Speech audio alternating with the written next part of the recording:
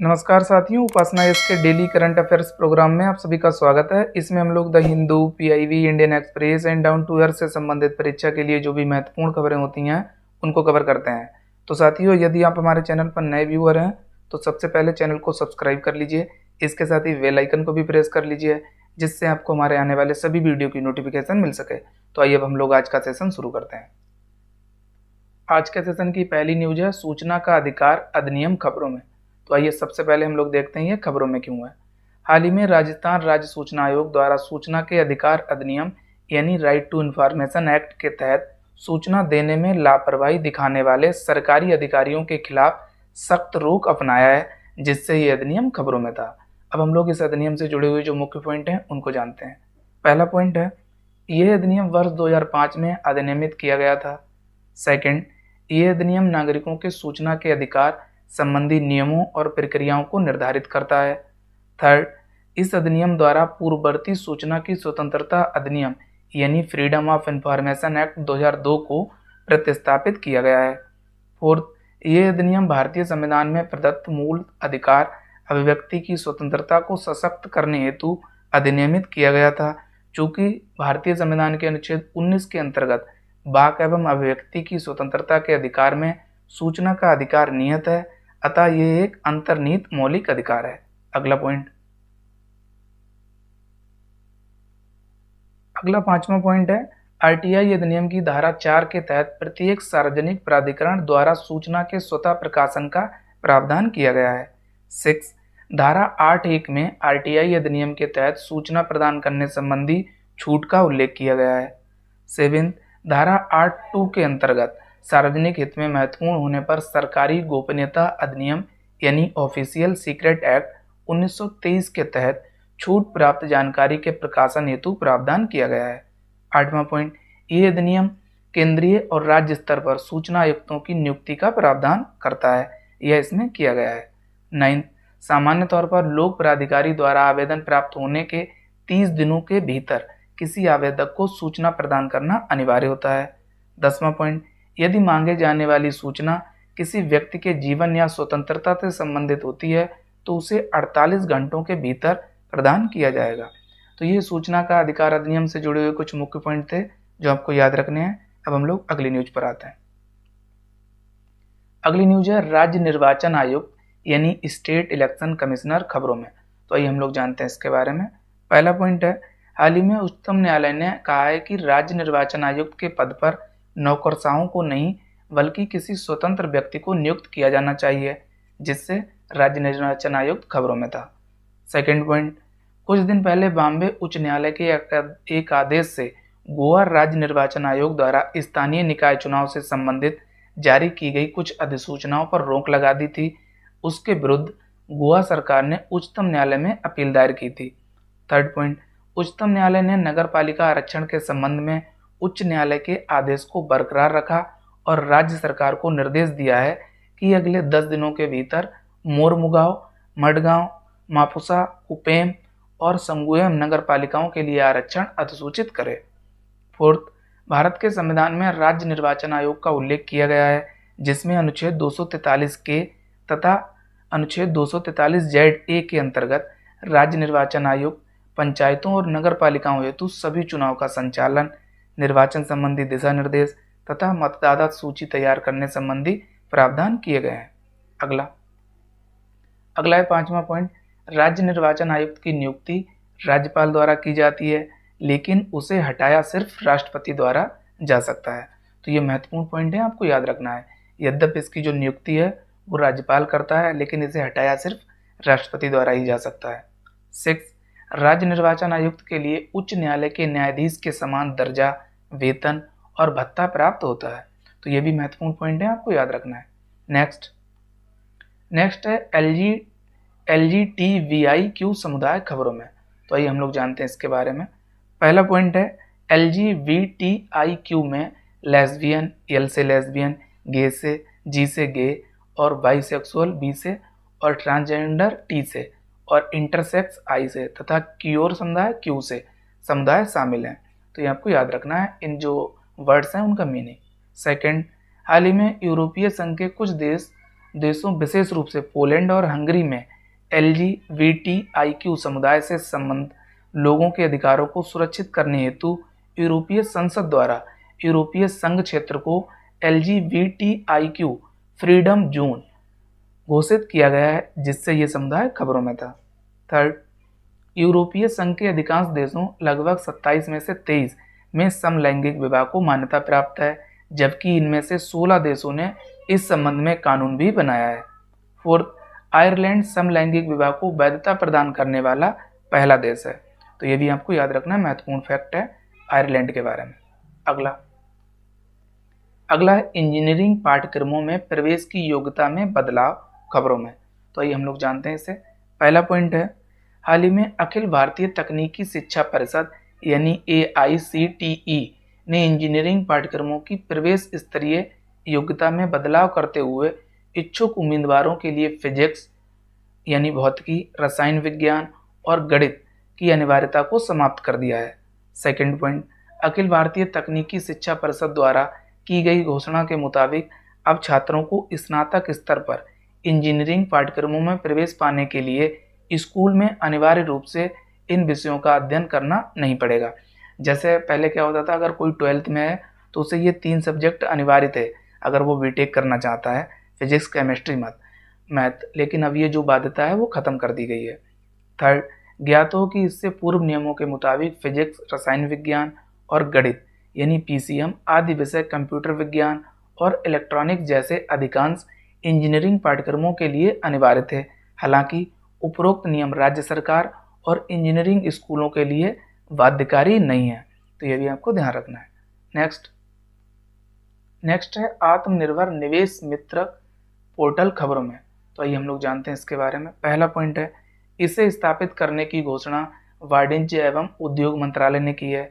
तो ये मिनिस्ट्री आपको याद रखनी है जिसने आत्मनिर्भर निवेशक मित्र पोर्टल को स्थापित करने की घोषणा की है। सेकंड पॉइंट, इसका उद्देश्य निवेशकों को डिजिटल सुविधा प्रदान करना है। थर्ड, इस पोर्टल को इन्वेस्ट इंडिया के तहत शुरू किया गया है। फोर्थ, इस पोर्टल को वाणिज्य एवं उद्योग मंत्रालय के तहत उद्योग और आंतरिक व्यापार संवर्धन विभाग यानी DPIIT द्वारा अंतरिम रूप दिया जा रहा है।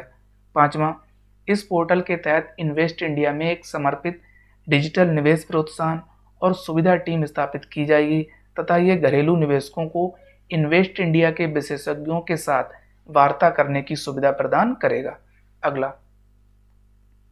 अगला है मिताली राज खबरों में। तो आइए हम लोग जानते हैं इनके बारे में। पहला पॉइंट है, 3 दिसंबर 1982 को जोधपुर राजस्थान में जन्मी मिताली राज ने जून 1999 में एक दिवसीय मैच में आयरलैंड के विरुद्ध अपने अंतर्राष्ट्रीय क्रिकेट करियर की शुरुआत की।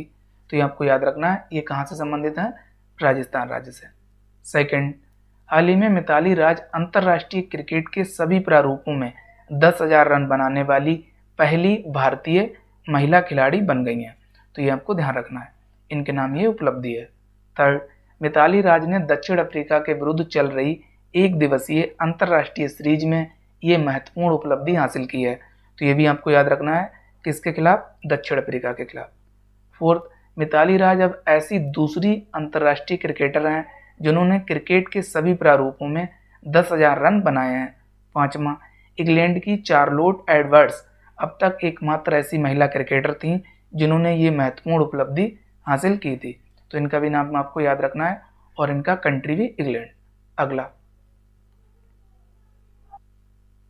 अगला है चेमनचेरी कुनीरामन नायर खबरों में। तो आइए हम लोग जानते हैं इनके बारे में। पहला पॉइंट है, हाल ही में इनका केरल के कोझिकोड में निधन हो गया। तो ये दुखद बात है। सेकंड पॉइंट, ये प्रसिद्ध कथकली कलाकार थे। थर्ड, कथकली भारतीय शास्त्रीय नृत्य की एक महत्वपूर्ण शैली है। ये दक्षिण भारतीय राज्य केरल में उद्गमित एक नृत्य नाटक कला है। तो ये राज्य आपको याद रखना है, यानी केरल से ये संबंधित है कथकली नृत्य। ये महत्वपूर्ण है, पूछा भी जाता है। फोर्थ, इन्हें पद्मश्री पुरस्कार से भी सम्मानित किया जा चुका है। 5, इसके अलावा उनकी अद्भुत प्रतिभा के लिए उन्हें केरल संगीत नाटक अकादमी और केरल कला मंडलम पुरस्कार से भी सम्मानित किया गया था। तो इनके बारे में कुछ महत्वपूर्ण पॉइंट हैं जो आपको याद रखने हैं। अब हम लोग अगली न्यूज पर आते हैं। अगली न्यूज है 1951 का संयुक्त राष्ट्र शरणार्थी अभिसमय खबरों में। तो आइए हम लोग जानते हैं इसके बारे में। पहला पॉइंट है, हाल ही में गृह मंत्रालय द्वारा नागालैंड, मणिपुर, मिजोरम और अरुणाचल प्रदेश के मुख्य सचिवों को भारत में म्यांमार से आने वाले अवैध प्रवासियों पर रोक लगाने हेतु कानून के अनुसार उचित कार्रवाई करने को कहा गया है। ज्ञात हो कि पड़ोसी देश म्यांमार में हुए हालिया सैन्य तख्तापलट तथा इसके परिणाम स्वरूप हुई कड़ी कार्रवाई के कारण कई लोगों द्वारा भारत में अवैध रूप से प्रवेश किया जा रहा है। सेकंड पॉइंट, भारत 1951 के संयुक्त राष्ट्र शरणार्थी अभिसमय और उसके 1967 के प्रोटोकॉल पर हस्ताक्षरकर्ता नहीं है, अर्थात भारत इस अभिसमय का सदस्य नहीं है। थर्ड, इसलिए भारत 1951 के संयुक्त राष्ट्र शरणार्थी अभिसमय और उसके 1967 के प्रोटोकॉल संबंधी प्रावधानों से बाध्य नहीं है, यानी जो शरणार्थी हैं उनको किसी भी प्रकार की सुविधा देने के लिए जो भारत है वो बाध्य नहीं है। फोर्थ, ज्ञात हो कि ये अभिसमय संयुक्त राष्ट्र संघ की एक बहुपक्षीय संधि है जिसमें शरणार्थी यानी रिफ्यूजी को परिभाषित किया गया है तथा शरण दिए जाने वाले व्यक्तियों के अधिकारों और शरण देने वाले राष्ट्रों की जिम्मेदारी को निर्धारित किया गया है। नेक्स्ट पॉइंट, नेक्स्ट है पांचवा पॉइंट, इस अभिसमय में जाति, धर्म, राष्ट्रीयता, किसी विशेष सामाजिक समूह से संबद्धता या राजनीतिक विचारधारा के कारण होने वाले उत्पीड़न से पलायन करने वाले लोगों को कुछ अधिकार प्रदान किए गए हैं। 6. 1967 के प्रोटोकॉल में सभी देशों के शरणार्थियों को शामिल किया गया था, जबकि 1951 के अभिसमय में केवल यूरोप के शरणार्थी शामिल किए गए थे। तो ये भी महत्वपूर्ण पॉइंट है, आपको ध्यान रखना है। 7. ये अभिसमय वर्ष 1948 के मानवाधिकारों की सार्वभौमिक घोषणा के अनुच्छेद 14 पर आधारित है। इसमें उत्पीड़न से बचने के लिए अन्य देशों में शरण लेने के लिए व्यक्तियों के अधिकार को मान्यता प्रदान की गई है। तो ये 1951 के संयुक्त राष्ट्र शरणार्थी अभिसमय से जुड़े हुए कुछ मुख्य पॉइंट थे जो आपको याद रखने हैं। अब हम लोग अगली न्यूज पर आते हैं। अगली न्यूज है उपासना स्थल अधिनियम 1991 खबरों में। तो आइए हम लोग जानते हैं इसके बारे में। पहला पॉइंट है, हाल ही में सुप्रीम कोर्ट ने सरकार से वर्ष 1991 में लागू किए गए उपासना स्थल अधिनियम को चुनौती देने वाली याचिका पर जवाब देने को कहा है। इस अधिनियम में धार्मिक स्थलों को 15 अगस्त 1947 की स्थिति में स्थिर रखने का प्रावधान किया गया है, जिससे यह अधिनियम खबरों में था। सेकंड पॉइंट, इस अधिनियम का उद्देश्य किसी उपासना स्थल के धार्मिक स्वरूप को उसकी 15 अगस्त 1947 को विद्यमान स्थिति में स्थिर रखना है। थर्ड, अधिनियम में उपासना स्थल के उक्त तिथि को विद्यमान धार्मिक स्वरूप के रखरखाव का भी प्रावधान किया गया है। फोर्थ, इसका उद्देश्य किसी भी समूह द्वारा उपासना स्थल की पूर्व स्थिति के बारे में तथा उस संरचना अथवा भूमि पर नए दावे करने से रोकने हेतु पहले से उपाय करना था। फिफ्थ, इस कानून से दीर्घकालीन सांप्रदायिक सद्भाव के संरक्षण में मदद करने की अपेक्षा की गई थी। सिक्स, इसमें कहा गया है कि कोई भी व्यक्ति किसी भी धार्मिक संप्रदाय के उपासना स्थल को अलग संप्रदाय या वर्ग में नहीं बदलेगा। नेक्स्ट पॉइंट है 7, इस कानून के अनुसार 15 अगस्त 1947 को विद्यमान किसी उपासना स्थल के धार्मिक स्वरूप के परिवर्तन के संदर्भ में किसी न्यायालय, अधिकरण या अन्य प्राधिकारी के समक्ष लंबित कोई वाद, अपील या अन्य कार्रवाई इस अधिनियम के प्रारंभ पर उपसमित हो जाएगी और इस पर आगे कानूनी कार्रवाई नहीं की जा सकती। 8वां, इस अधिनियम की कोई बात उत्तर प्रदेश राज्य के अयोध्या में स्थित राम जन्मभूमि बाबरी मस्जिद के रूप में सामान्यतः ज्ञात स्थान या उपासना स्थल से संबंधित किसी बात, अपील या अन्य कार्रवाई पर लागू नहीं होगी। तो ये महत्वपूर्ण पॉइंट है। इस अधिनियम के उपबंध किसी अन्य लागू कानून के ऊपर प्रभावी होंगे। 9वां, इस अधिनियम के प्रारंभ के पूर्व किसी न्यायालय, अधिकरण या अन्य प्राधिकारी द्वारा उपरोक्त मामलों से संबंधित कोई बात, अपील या अन्य कार्रवाई जिसका अंतिम रूप से विनिश्चय या परिनिर्धारण या निपटारा कर दिया गया है, उस मुद्दे पर यह अधिनियम लागू नहीं होगा। 10वां अंतिम, प्राचीन स्मारक यानी संस्मारक तथा पुरातत्वीय स्थल और अवशेष अधिनियम 1958 के अंतर्गत आने वाला कोई प्राचीन और ऐतिहासिक संस्मारक या कोई पुरातत्वीय स्थल या अवशेष इस अधिनियम से बाहर होगा। तो ये इसके कुछ अपवाद भी हैं, वो भी आपको ध्यान रखने हैं। नेक्स्ट है क्वाड शिखर सम्मेलन खबरों में। तो आइए हम लोग जानते हैं इसके बारे में।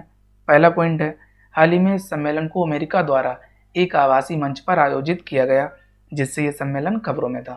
तो ये आपको याद रखना है, देश भी अमेरिका। सेकंड, प्रधानमंत्री श्री नरेंद्र मोदी ने इस शिखर सम्मेलन को संबोधित किया। थर्ड पॉइंट, इस सम्मेलन के केंद्रीय विषय कोविड-19, जलवायु परिवर्तन और उभरती प्रौद्योगिकी थे, ये आपको ध्यान रखना है। फोर्थ है ये पॉइंट, चतुर्भुज सुरक्षा संवाद यानी क्वाड अर्थात क्वाड्रिलैटरल सिक्योरिटी डायलॉग अर्थात क्वाड भारत, अमेरिका, जापान और ऑस्ट्रेलिया के बीच एक अनौपचारिक रणनीतिक वार्ता मंच है। तो ये कंट्री आपको याद रखने, चारों भारत, अमेरिका, जापान और ऑस्ट्रेलिया, ये इनका औपचारिक मंच है। फोर्थ, ये मुक्त, खुले और समृद्ध भारत प्रशांत क्षेत्र सुनिश्चित करने और उसके समर्थन के लिए इन देशों को एक साथ लाता है। फिफ्थ, क्वाड की अवधारणा औपचारिक रूप से सबसे पहले वर्ष 2007 में जापान के पूर्व प्रधानमंत्री शिंजो अबे द्वारा प्रस्तुत की गई थी। हालांकि चीन के दबाव में ऑस्ट्रेलिया के पीछे हटने के कारण इसे आगे नहीं बढ़ाया जाता था। तो ये 6 पॉइंट है, ये 5 और ये 7।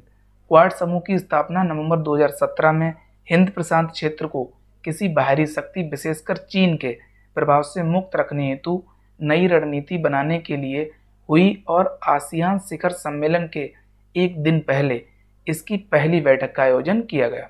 तो ये आपको याद रखना है। तो ये क्वाड शिखर सम्मेलन काफ़ी महत्वपूर्ण है। सबसे पहली बात आपको यही याद रखना है, इसे किसने आयोजित किया है? अमेरिका ने। इसमें कौन कौन से कंट्री शामिल हैं? Bharat, America, Japan, Australia. तो ये 2 बातें ज़्यादा महत्वपूर्ण है, आपको ध्यान रखनी है। नेक्स्ट है हिंद महासागर में जीनोम मैपिंग परियोजना खबरों में। तो आइए सबसे पहले हम लोग देखते हैं ये खबरों में क्यों है।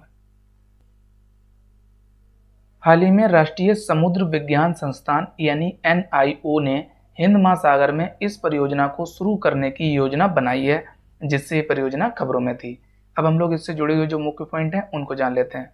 पहला है, एक जीन के स्थान और जीन के बीच की दूरी की पहचान करने के लिए उपयोग किए जाने वाले विभिन्न प्रकार की तकनीकों को जीनोम मैपिंग कहा जाता है। तो ये आपको ध्यान रखना है।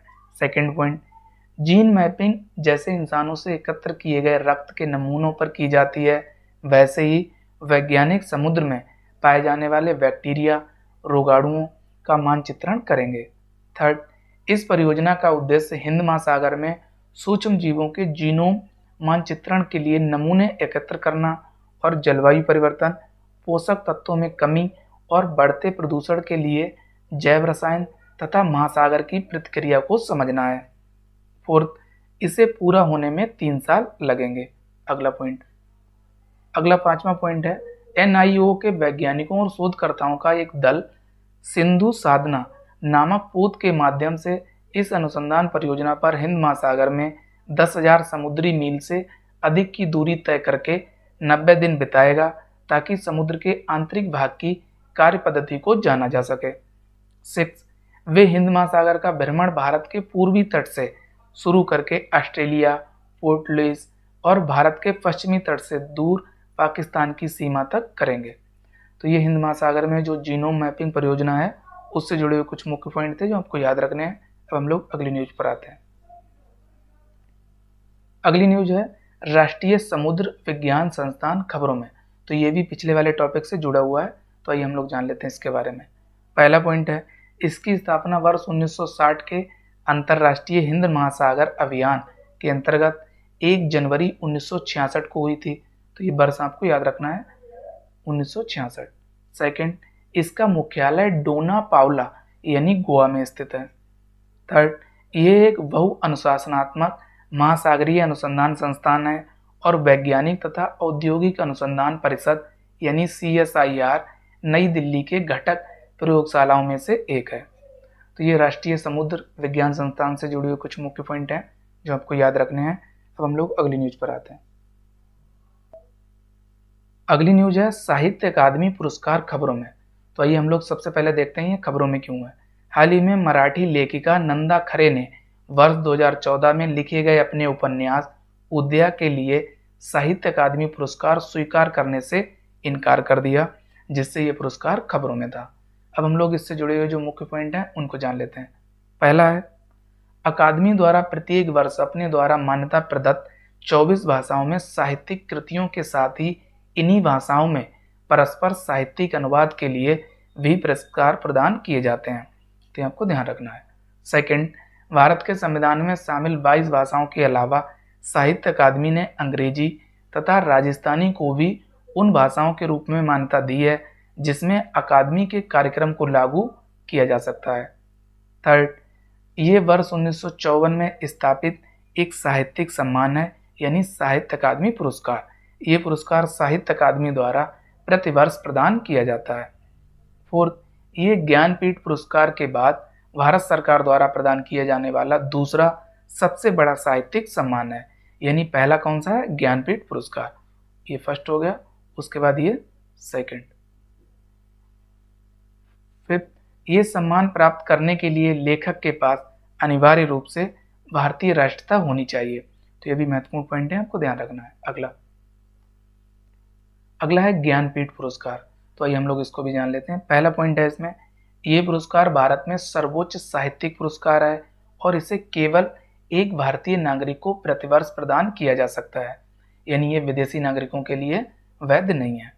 सेकंड, भारतीय संविधान में उल्लिखित अन्य भाषाओं के साथ अंग्रेजी में भी ये पुरस्कार प्रदान किया जाता है, यानी जो भारतीय संविधान है उसमें 8वीं अनुसूची में जो 22 भाषा हैं उसके साथ ही एक भाषा और अंग्रेजी,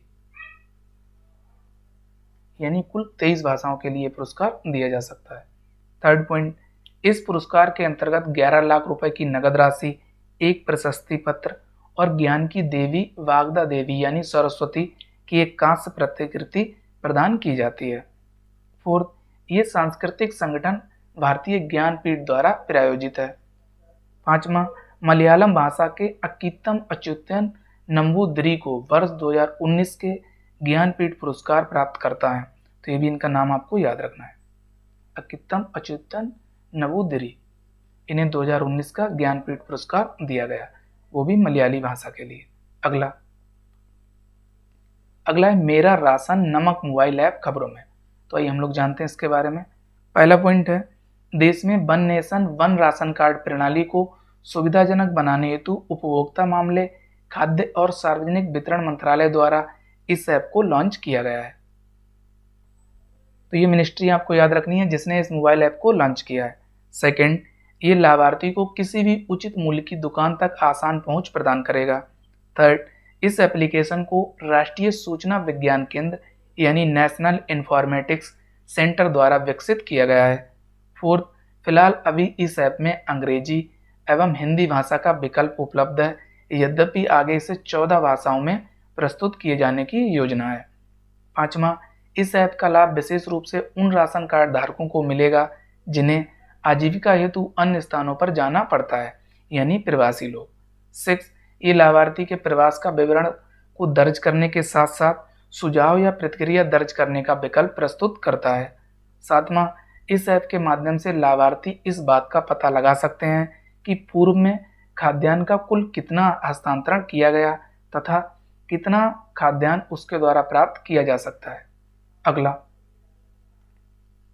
अगला है अनुचित अभियोजन शब्द खबरों में, यानी रॉन्गफुल प्रोसिक्यूशन वर्ड्स न्यूज में, तो आइए हम लोग जानते हैं इसके बारे में। ये उन मामलों को संदर्भित करता है जहां अभियुक्त अपराध का दोषी ना हो परंतु पुलिस उस पर मुकदमा चलाने के दौरान कदाचार में सम्मिलित हो, यानी जो भी अभियुक्त है वो अपराधी नहीं है बल्कि पुलिस कदाचार में सम्मिलित है, तो ऐसे कार्य को अनुचित अभियोजन नाम दिया जाता है।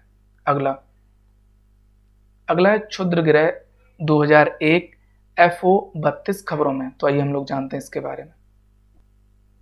इससे जुड़ा हुआ पहला पॉइंट है, हाल ही में नासा ने भविष्यवाणी की है कि क्षुद्र ग्रह 2001 F032 वर्ष 2021 में पृथ्वी के पास से गुजरने वाला सबसे बड़ा क्षुद्र ग्रह है। ये 21 मार्च को पृथ्वी के सबसे करीब होगा। सेकंड पॉइंट है, इसकी खोज मार्च 2001 में सोकोरो न्यू मैक्सिको में स्थित लिंकन नियर अर्थ एस्ट्रॉयड रिसर्च यानी लीनियर प्रोग्राम द्वारा की गई थी। थर्ड, इससे आने वाली सदियों में पृथ्वी को टकराव संबंधी कोई खतरा नहीं है। फोर्थ, क्षुद्र ग्रह सूर्य की परिक्रमा करते हैं और सौर मंडल में स्थित छोटे पिंड हैं। पांचवा, ये धातुओं और चट्टानों से निर्मित होते हैं। 6, ये बृहस्पति और मंगल ग्रह की कक्षाओं के बीच स्थित होते हैं, तो ये महत्वपूर्ण पॉइंट है, आपको याद रखना है। 7, ट्रोजन्स भी एक प्रकार के क्षुद्र ग्रह ही हैं। तो ये क्षुद्र ग्रह से जुड़ी हुई कुछ मुख्य बातें थी जो आपको याद रखनी है। अब हम लोग अगली न्यूज पर आते हैं। अगली न्यूज है लैग्रेंजियन पॉइंट्स खबरों में। तो ये हम लोग जानते हैं इनके बारे में। पहला पॉइंट है लैग्रेंजियन पॉइंट्स अंतरिक्ष में स्थित ऐसे बिंदु हैं जहां सूर्य और पृथ्वी जैसे दो निकायों का गुरुत्वाकर्षण बल आकर्षण और प्रतिकर्षण के क्षेत्रों का निर्माण करता है। इनका उपयोग अंतरिक्ष यान द्वारा समान स्थिति में बने रहने के लिए आवश्यक ईंधन की खपत को कम करने हेतु किया जा सकता है। सेकंड, इनकी संख्या 5 है, अर्थात L1 से लेकर L5 तक। तो ये लैग्रेंजियन पॉइंट्स से जुड़े हुए दो मुख्य पॉइंट हैं जो आपको याद रखने हैं। तो साथियों, आज के न्यूज सेशन में इतना ही। अब हम लोग सवालों पर नजर डालते हैं। तो सवालों की शुरुआत हम लोग पिछले अभ्यास प्रश्न से करते हैं। पिछले अभ्यास प्रश्न में आपसे पूछा गया था, हाल ही में खबरों में रहा एस्ट्रेक्स इसका संबंध है। ए ऑप्शन क्षुद्र ग्रह से, बी ऑप्शन सैन्य अभ्यास से, और सी ऑप्शन बाह्य ग्रह से, और डी इनमें से कोई नहीं। तो इसका सही जवाब है बी ऑप्शन, यानी सैन्य अभ्यास है ये अंतरिक्ष में। और किस देश द्वारा किया गया? ये फ्रांस द्वारा। ये भी आपको ध्यान रखना। अगला सवाल है आज के सेशन का पहला सवाल, हाल ही में किसने क्वाड शिखर सम्मेलन का आभासी रूप से आयोजन किया? ए ऑप्शन भारत ने, बी ऑस्ट्रेलिया ने, सी अमेरिका ने, डी जापान ने। तो इसका सही जवाब है सी ऑप्शन, यानी अमेरिका द्वारा। अगला सवाल है सवाल नंबर 2, राज्य निर्वाचन आयुक्त यानी स्टेट इलेक्शन कमिश्नर के बारे में निम्नलिखित कथनों पर विचार कीजिए। पहला है, राज्य निर्वाचन आयुक्त की नियुक्ति राज्यपाल द्वारा की जाती है। दूसरा, इसे केवल राष्ट्रपति द्वारा हटाया जा सकता है। तीसरा है, राज्य निर्वाचन आयुक्त के लिए उच्च न्यायालय के न्यायाधीश के समान दर्जा, वेतन और भत्ता प्राप्त होता है। अब आपको उपयुक्त में से कौन सा से कथन सत्य हैं यह है बताना है। ए केवल 1 और 2, बी केवल 2 और 3, सी केवल 1 और 3, डी 1, 2 और 3 यानी सभी। तो इसका सही जवाब है डी ऑप्शन, यानी दिए हुए सभी कथन सत्य हैं। अब हम लोग आज के अभ्यास प्रश्न पर आते हैं। आज का अभ्यास प्रश्न है, हाल ही में खबरों में रहा 2001 FO-32 इसका संबंध है। ए ऑप्शन क्षुद्र ग्रह से, बी सैन्य अभ्यास से, सी बाह्य ग्रह से, डी इनमें से कोई नहीं। तो इसका करेक्ट जवाब आप सभी को कमेंट सेक्शन में देना है। तो साथियों, आज के सेशन में इतना ही। हम लोग नेक्स्ट सेशन में मिलेंगे कुछ नई खबरों के साथ। तब तक के लिए आप सभी लोग अपना ध्यान रखिए। साथ ही उपासना IAS के चैनल को लाइक, शेयर और सब्सक्राइब करना ना भूलिए। Thank you, best of luck.